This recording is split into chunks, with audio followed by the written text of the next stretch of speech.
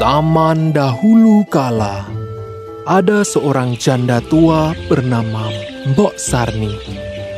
Mbok Sarni hidup seorang diri tanpa seorang anak yang menemaninya. Karena umurnya yang semakin tua, Mbok Sarni merasa semakin sulit melakukan pekerjaannya. Dari bercocok tanam dan mencari kayu bakar di hutan untuk dijual. Hari-harinya selalu sepi. Ingin rasanya ia memiliki seorang anak yang dapat ia sayangi serta membantu meringankan pekerjaannya. Mbok Sarni hanya bisa diam dan pasrah dengan takdir yang telah diberikan Tuhan kepadanya. Seperti hari-hari biasanya, setiap sore Mbok Sarni pergi ke hutan untuk mencari kayu bakar. Saat hendak pulang, tiba-tiba muncullah Buto Ijo, sang raksasa jahat. Buto Ijo menghadang Mbok Sarni. Dia meminta seorang anak untuk disantap. Mbok Sarni sangat terkejut dan takut dengan kemunculan Buto Ijo itu. Hei wanita tua, hari ini aku sangat lapar. Beritahu di mana anakmu. Aku ingin menyantapnya. Sudah lama aku tidak memakan anak manusia. Ampun, Buto Ijo. Saya hidup sebatang kara dan saya juga tidak memiliki anak. Sungguh, saya tidak berbohong. Tolong, jangan sakiti saya.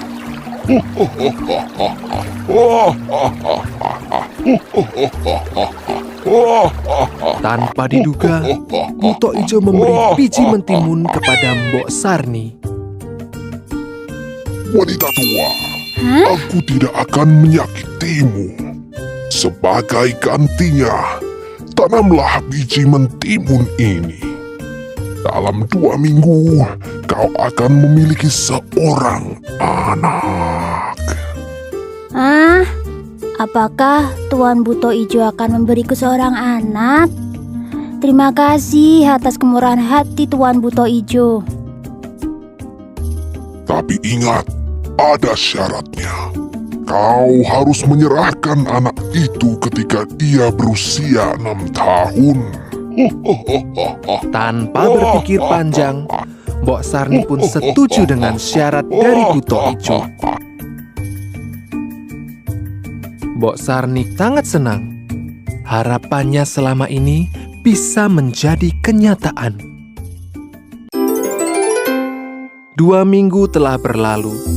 Biji mentimun yang ditanam Mbok Sarni telah berubah.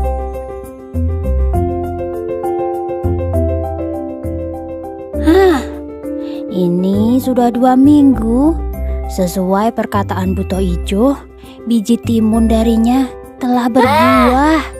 Di antara begitu banyak buah mentimun, ada satu mentimun yang berwarna kuning dan bersinar. Ia sangat penasaran dengan timun tersebut.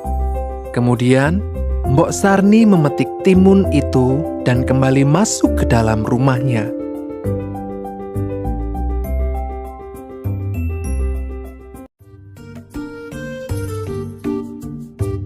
Mbok Sarni membawa timun itu ke dapur dan meletakkannya di atas meja. Mbok Sarni membelah timun itu dengan hati-hati. Betapa senangnya Mbok Sarni saat melihat bahwa isi mentimun itu ialah seorang bayi perempuan yang sangat cantik. Harapan terpendamnya selama ini telah terwujud. Seorang anak yang dapat menemani di masa tuanya. Mbok Sarni pun memberikan anak itu nama Timun Mas. 6 tahun berlalu, Timun Mas telah tumbuh menjadi gadis cilik yang cantik dan ceria. Pagi ini, Timun Mas sedang bermain dengan Mbok Sarni. Timun Mas, di mana kamu? Mbok mencarimu. Tiba-tiba terdengar suara dentuman yang sangat keras. Itu adalah suara langkah kaki Buto Ijo. Buto Ijo ingin menagih janji Mbok Sarni.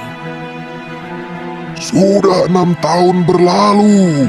Aku datang untuk menagih janji. Ampun Buto Ijo, sekarang Timun Mas belum bersiap-siap.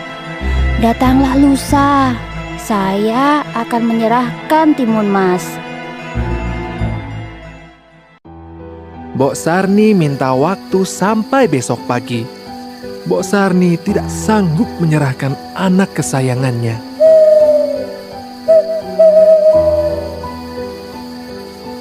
Malam harinya, seorang pertapa tua datang ke dalam mimpi Mbok Sarni. Hai Mbok Sarni, kalau kau ingin anakmu selamat, suruh Timun Mas untuk lari dari rumah. Dan bawalah 4 benda, yaitu biji timun, jarum, garam, dan terasi untuk melawan Buto Ijo.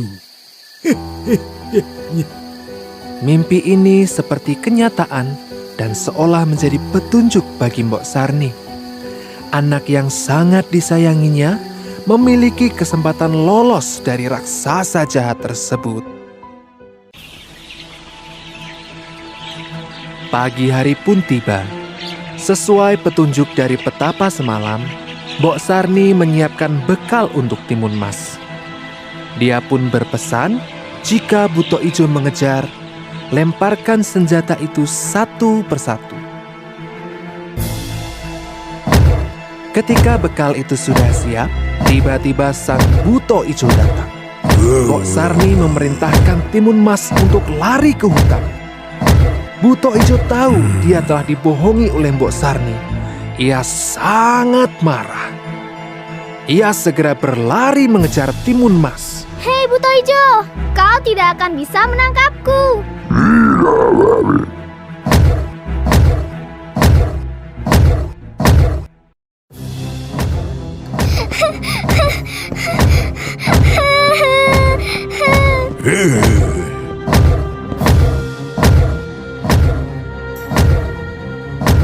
Timun Mas melempar senjata pertama, yaitu biji timun. Seketika, Buto Ijo ditelan oleh hutan mentimun yang sangat lebat. Tapi, Buto Ijo bisa lolos.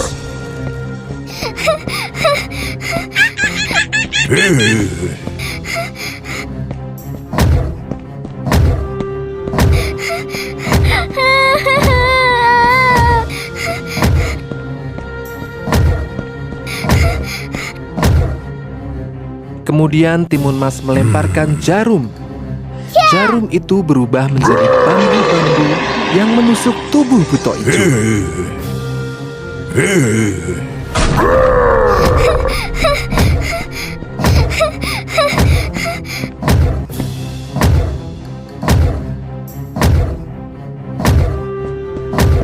Buto Ijo masih sanggup mengejar dan Timun Mas segera melempar garam. Garam itu berubah menjadi lautan dan menenggelamkan Buto Ijo. Sebelum Buto Ijo sanggup menyelamatkan diri, Timun Mas melempar terasi. Terasi itu berubah menjadi lautan lahar yang sangat panas. Buto Ijo tidak sanggup bertahan dan dia pun tenggelam untuk selama-lamanya.